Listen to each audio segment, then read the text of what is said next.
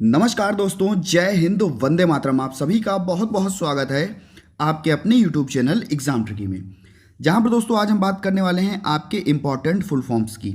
आप सभी को जैसे कि बताया गया था, जो भी आपके पेपर हैं अपलोड होने के बाद में आपकी जो फुल फॉर्म्स हैं वो अपलोड कर दी जाएंगी। दोस्तों यहाँ पर हम फुल फॉर्म्स की पार्ट 1 पर बात करेंगे। और आप सभी को पता है अभी तक हमने जो बहुत सारी पुरानी फुल फॉर्म्स पढ़ी, क्योंकि सिलेबस आपका चेंज हुआ। और जब सिलेबस आपका चेंज हुआ बैच 2021-23 से, तो दोस्तों उसमें काफ़ी सारी ऐसी नई फुल फॉर्म भी जोड़ी गई। तो उन फुल फॉर्म के साथ में हम इसी वीडियो में बात करने वाले हैं। सबसे पहले आपके सामने दी गई है फुल फॉर्म ICIDH, जिसका नाम दोस्तों आप सभी को पता है, आप सभी को मैंने बहुत बार आपको बताया, international classification of impairment disabilities and handicap, ये इसका फुल फॉर्म होता है और बहुत ही इंपॉर्टेंट है आपका ये फुल फॉर्म। दूसरे नंबर पे आप सभी को पता होगा RCI, यानी कि रिहेबिलिटेशन काउंसिल ऑफ इंडिया। आप कहोगे सर कहाँ है, तो कहेंगे सर ये है आपकी दिल्ली में। और कब दोस्तों, 1992। ठीक है। इसके बाद में हम बात कर लेते हैं आपका PWD। बहुत बार पेपर में पूछा गया और हमने जब जितनी बार पेपर में पूछा गया उतनी बार हमने गलत किया।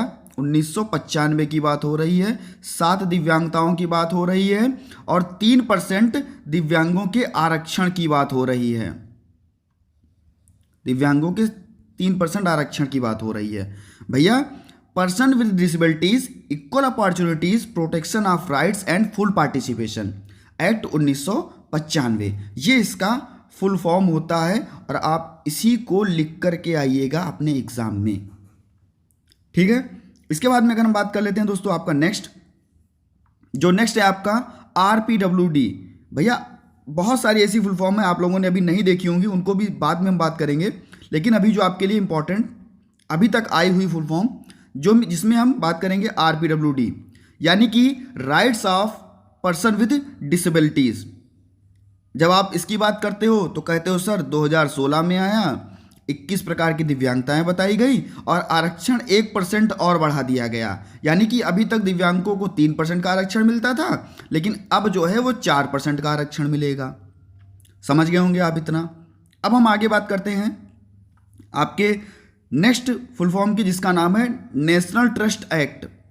आप कहोगे सर कब आया, तो कहेंगे 1999 में आया और यहाँ पर आपकी 4 प्रकार की दिव्यांगताएं बताई गई। ये आपके लिए बहुत ही इंपॉर्टेंट था। सेरेब्रल पाल्सी यानी कि CP लिखते जाइएगा। PDF के लिए आप टेलीग्राम ग्रुप को ज्वाइन कर लीजिएगा, जिसका नाम है exam tricky for special education. Telegram पर आपकी जो PDF है उसको शेयर कर दिया जाएगा। अब हम बात करते हैं IEDA, यानी कि individuals with disabilities education act. बहुत ही अच्छा है। उसके बाद में हम बात करते हैं AAMR, association on mental retardation. AAIDD, यानी कि अमेरिकन एसोसिएशन, सॉरी यहाँ पर भी अमेरिकन लगा लीजिएगा, यहाँ पर टाइप नहीं हुआ है, यहाँ पर भी अमेरिकन आप लगा लीजिएगा, American association on mental retardation. इसके बाद में आपका AAIDD, American association on intellectual and developmental disabilities. अगर आपसे पूछ ले AAID, तो भी आप इंटेलेक्चुअल डिसेबिलिटी लिखेंगे। उसके बाद में अगर ये पूछता है तो आपको यही फुल फॉर्म लिखनी है। इसके बाद में अगर हम बात कर लेते हैं DSM, बहुत बार पेपर में पूछा गया full form, diagnostic and statistical manual of mental disorders. नया फुल फॉर्म आपका ICDS, ये आपका नया फुल फॉर्म है, इंटीग्रेटेड चाइल्ड डेवलपमेंट सर्विसेज। बहुत ही अच्छा और इंपॉर्टेंट फुल फॉर्म आपका children with special need, CWSN। जहाँ पर भी बात होती है तो बात होती है CWSN की, और यहाँ पर आप लगाएंगे मोस्ट इंपॉर्टेंट। इसके बाद में हम बात करते हैं स्पेसिफिक लर्निंग डिसेबिलिटी, यानी कि SLD की, स्पेसिफिक लर्निंग डिसेबिलिटी। NGO बहुत बार आपसे पूछा गया, नॉन गवर्नमेंटल ऑर्गेनाइजेशन। इसके बाद में WHO, इसका भैया मुख्यालय बताइए कहाँ है। इसका मुख्यालय कहाँ है? तुरंत कमेंट सेक्शन में छाप दीजिए। World health organisation. नेक्स्ट हम बात कर लेते हैं भैया IFSP की। IFSP आपका इंडिविजुअलाइज्ड फैमिली सर्विस प्लान या सपोर्ट प्रोग्राम भी आप लिख सकते हैं, गलत नहीं कहा जाएगा, लेकिन ये भी आप लिख सकते हैं और सपोर्ट प्रोग्राम भी आप लिख सकते हैं।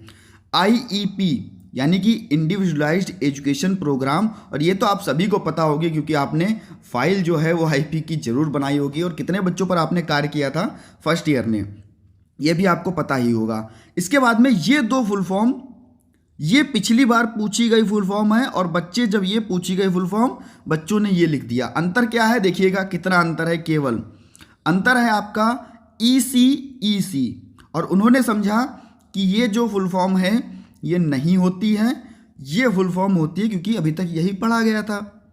ठीक है, तो हम देखते हैं कि ECCE की क्या होगी। ECCE की early childhood care and education, ये होती ECCE की। इसके बाद में अगर हम बात कर लें ECEC की क्या होगी, early childhood education and care. बस थोड़ा सा परिवर्तन करना है और आपकी फुल फॉर्म दोनों सही हो जाएंगी, ये गलत नहीं है, इतना ध्यान रखिएगा। नेक्स्ट आपका NEP यानी कि नेशनल एजुकेशन पॉलिसी, बहुत ही इंपॉर्टेंट है, मोस्ट इंपॉर्टेंट लगा लीजिएगा। IDA इंटरनेशनल डिसेबिलिटी एलियंस, बहुत बार आपसे ये भी पूछा गया है। और IDEA ये भी फुल फॉर्म बहुत बार पूछा गया है। नेक्स्ट अगर हम बात करें यूनेस्को, UNCRPD, यूनिसेफ, ये सभी फुल फॉर्म पूछे जाते हैं। हाँ, दूसरी बात ये जितने भी आपके राष्ट्रीय संस्थान हैं, जितने भी आपके राष्ट्रीय संस्थान हैं कहाँ कब विकसित किए गए, यानी कि डेवलप कब किया गया उनका, और उनका फुल फॉर्म यानी कि पूरा नाम क्या है, उनका पुराना नाम क्या है, उनका पुराना नाम क्या है और नया नाम क्या है, ये सभी चीज़ें आपको पता होनी चाहिए। वीडियो अपलोड कर दी गई है, जिसने नहीं देखा है जाकर के देख लीजिए।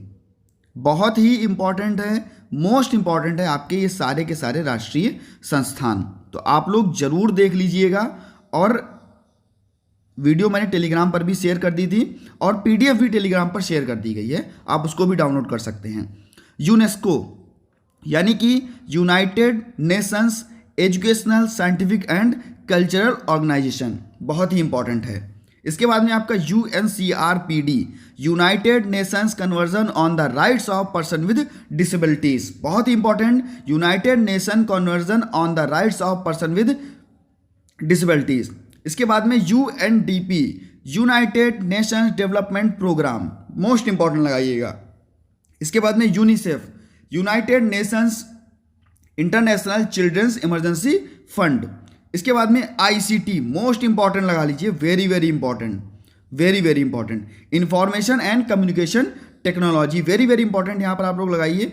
बहुत बार आपसे ये पूछा जाने वाला है अब, क्योंकि अभी तक ये नहीं पूछा जाता था। कारण क्या था कि ICT आपके सिलेबस में नहीं जोड़ा गया था, अब जुड़ गया है तो पूछा जरूर जाएगा। NCERT ये भी पूछा गया है, काफ़ी बार पूछा गया। National Council of Educational Research and Training. इसके बाद में WISC, मोस्ट इंपॉर्टेंट लगेगा, Wechsler Intelligence Scale for Children. IQ intelligence quotient, कभी कभी पूछ लेता है MA तो आप कहोगे मेंटल एज, कभी कभी पूछ लेगा CA तो आप कहोगे क्रोनोलॉजिकल एज, कभी कभी पूछेगा DQ तो आप कहोगे डेवलपमेंटल क्वाइटेंट, कभी कभी आपसे पूछेगा SQ तो आप कहोगे सोशल क्वाइटेंट, ये सभी आपसे पूछ लेता है। इसके बाद में NRT यानी कि नॉर्म रिफरेंस टेस्टिंग, या टेस्ट भी कह सकते हो, CRT क्राइटेरियन रेफरेंस टेस्ट। इसके बाद में आपसे एक पूछता है ABC का, क्योंकि फुल फॉर्म बहुत बार आते हैं, ये आप लोग कमेंट सेक्शन में तुरंत बताइए ABC का फुल फॉर्म क्या होता है। नेक्स्ट वीडियो में बहुत सारे ऐसे फुल फॉर्म अभी बाकी रह गए हैं जो आपको बताने हैं, ये तो आपका पार्ट 1 ही था। CBA यानी कि करिकुलम बेस्ड असेसमेंट, CBR यानी कि कम्युनिटी बेस्ड रिहेबिलिटेशन। इसके बाद में ICD international classification of disease. इसके बाद में मोस्ट इंपॉर्टेंट लगाइएगा, ये जोड़ा गया है आपका ISAA यानी कि Indian scale for autism, assessment of autism. Indian scale for assessment of autism, most important लगाइएगा, ये नया आपका जोड़ा गया है, ये भी आपका नया आया CARS यानी कि childhood autism rating scale, MCHAT ये भी आपका नया आया है। तो मॉडिफाइड चेकलिस्ट फॉर ऑटिज्म इन टोडर्स। इसके बाद में ADHD, ये पुराना है लेकिन बहुत बार पूछा गया है, attention deficiency hyper active disorder. इसके बाद में ये सभी आपने पढ़े होंगे। FACP ये आपकी चेकलिस्ट है, functional assessment checklist for programming. GLAD भी आपने पढ़ा होगा, grade level assessment device, most important, इनमें सब में लगाइएगा, बहुत बार पूछे गए हैं। MDPS Madras developmental programming system. इसके बाद में DTLD diagnostic test of learning disability. DALI यानी कि dyslexia assessment of language for language of India. तो दोस्तों इतनी फुल फॉर्म आज आपको यहाँ पर बताई गई। तो दोस्तों इसी के साथ मिलता हूँ नेक्स्ट वीडियो में नई जानकारी के साथ। बने रहिएगा आपके अपने चैनल एग्जाम ट्रिकी पर। भैया अगर वीडियो आपको अच्छी लगी हो तो वीडियो को लाइक जरूर कर दीजिएगा, एक लाइक एक शेयर आपका मोटिवेशन भर देता है दोस्तों। तो वीडियो को शेयर कर दीजिएगा अपने सभी उन मित्रों के पास में जो आपके साथ पढ़ते हैं, और अपने एग्जाम ट्रिकी परिवार को, उस मित्र को भी अपने इस परिवार से जोड़ लीजिएगा। मिलता हूं दोस्तों नेक्स्ट वीडियो में। चैनल को सब्सक्राइब करना ना भूलिएगा और बेल आइकन में ऑल का ऑप्शन आएगा, उसको जरूर प्रेस कर लीजिएगा। धन्यवाद दोस्तों।